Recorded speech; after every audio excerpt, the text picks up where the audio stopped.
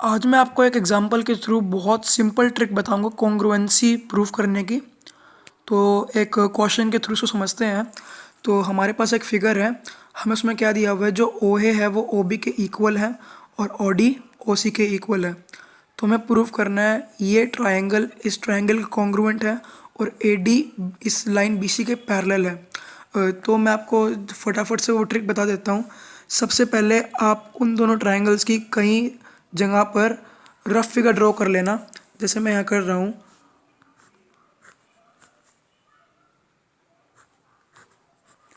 अब आप जैसे रफ फिगर ड्रॉ करेंगे तो अ, ये जो फिगर दी हुई है उसके क्लियर आइडिया ले लेना कि पॉइंट्स कहाँ कहाँ है। अब देखो ये जो इसकी टॉप है, टिप है जो इसकी, यहाँ पर ओ है दोनों ट्रायंगल्स के।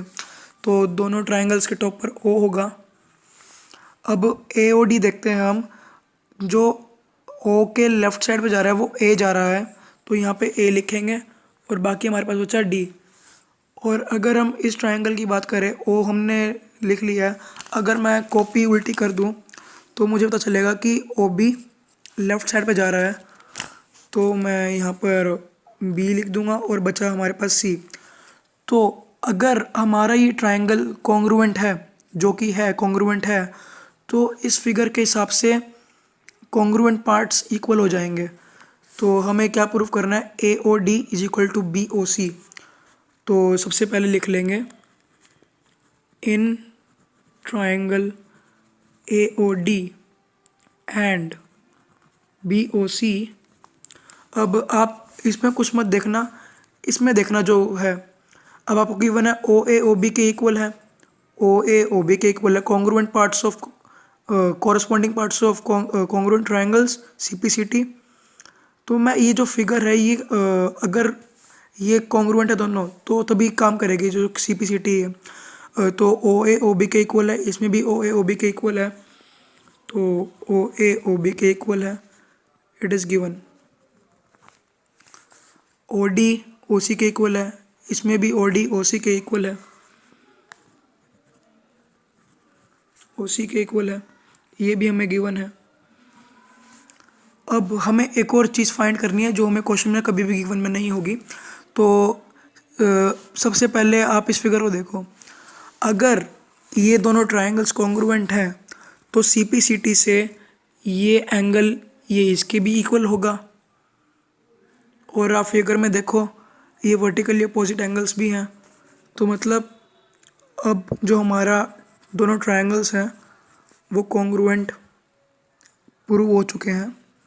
तो लिखना बाकी रह गया है A O D vertical opposite angles. तो हम अपनी फाइनल स्टेटमेंट दे सकते हैं, so triangle A O D is congruent to B O C. ठीक है। अब हमारा सेकंड पार्ट क्या है, A D is parallel to B सी।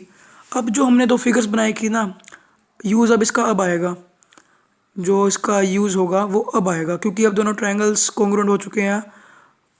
तो जो सेकंड पार्ट है उसमें क्या प्रूफ करना है, A D is parallel to B C. A D parallel to B C, आपने लाइन्स एंड एंगल्स में चैप्टर में क्या पढ़ा था, अगर ऑल्टरनेट एंगल्स इक्वल है तो दो लाइंस भी पैरेलल होंगी। और अगर जो हमने रफ फिगर बनाई थी उसके हिसाब से देखें, जो एंगल ए है वो एंगल बी के इक्वल है। मतलब एंगल ए एंगल बी के इक्वल है by C P C T. तो हम क्या लिखेंगे, angle D A O is equal to C B O, reason by C P C T. हाँ, ऊपर जो आप कॉन्ग्रुएंसी प्रूव करोगे उसके बाद आप लिख देना साइड एंगल साइड, क्योंकि हमने दो साइड यूज़ की और एक एंगल यूज़ किया। तो अब इस पे आते हैं। अब सी पी सी टी से हमने प्रूफ कर दिए। अब हमें पता है if they are alternate interior angles then the lines will be parallel. So आप रीज़न में लिखोगे as they are alternate interior angles A B is parallel sorry AD is parallel to BC। हमने ये क्वेश्चन पूरा कर लिया है। ये जो है ये ट्रिक मोस्ट इंपॉर्टेंट ट्रिक है कॉन्ग्रुएंसी प्रूफ करने की, आपको बहुत ज़्यादा काम आएगी।